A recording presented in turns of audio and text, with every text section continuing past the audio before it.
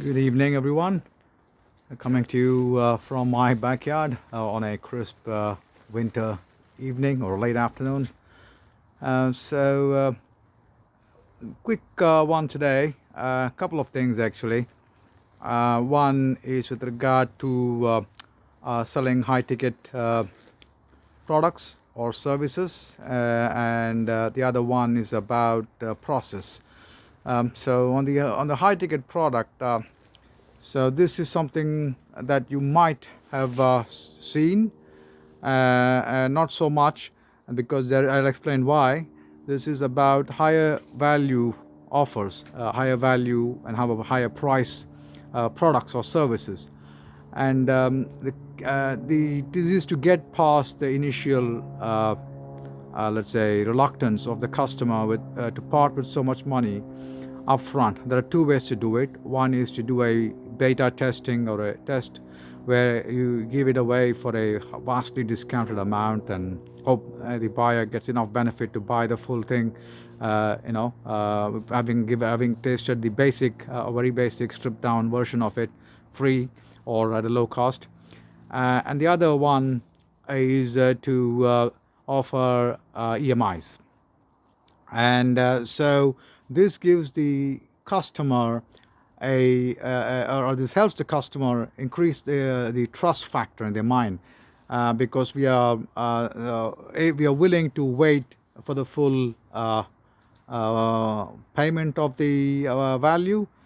Fulfillment on our side matches fulfillment on their side, or roughly that way. So the trust factor kicks in there, and they say, okay, they're willing to let me invest over time, so that I can get something in return right from the beginning, instead of putting everything up front. Now the flip side of that is, once your brand is established, now that your established customers may not be very happy with that. So either you offer a stripped down version in the EMIs, or what you do is a better off solution is then you take away the EMI. So once you're established, you have a different kind of customer, and you no longer need the EMIs, because customers and prospects know your proposition and value. So the second one is to do with process. What I've seen, this is from my experience as well. So it's about staying the course.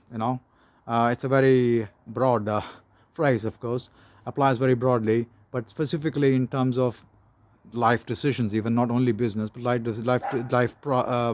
objectives and business objectives as well.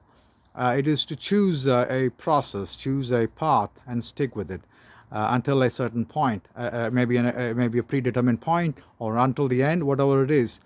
Because I've personally seen people. I haven't done so much of this myself, actually. Thankfully, one of the bad things I haven't done. So this is to flit between options. Oh, why not try that? Why not try that?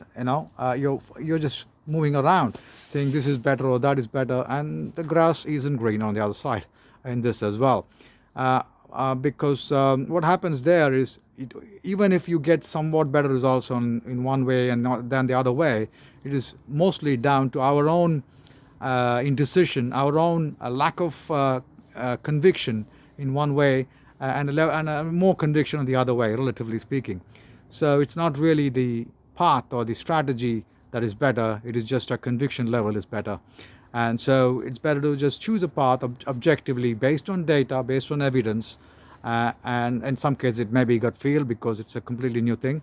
But whatever it is, you stick with it until a predetermined point, or until the objective is achieved.